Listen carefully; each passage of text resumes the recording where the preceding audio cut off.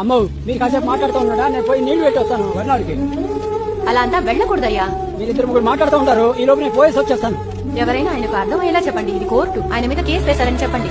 అమ్మో రైతు చూసిన వాళ్ళు ఎవరు లేకుండా ఉన్నారు. ఆవులు తోడు ఉన్నాయి. కులదైవం గుడికి వరినాడు వేసాము, అది పండితేనే కులదైవాన్ని మొక్కాలి. నీళ్లు పెట్టడానికి మనిషి లేడు, నేను పోయి నీళ్లు పెట్టాలి. పొలానికి నీళ్లు పెట్టొద్దంట, డబ్బులు ఇస్తారంట, తర్వాత నాటుకోమని చెప్తా అంటారు. డబ్బులు ఈ రోజు వస్తే రేపు పోతాయిగా. కులదైవానికి ఒట్లు ఇవ్వడానికి నారు నాటి పంటకు వచ్చింది, నీళ్ళు పెట్టడం పెట్టానమ్మా.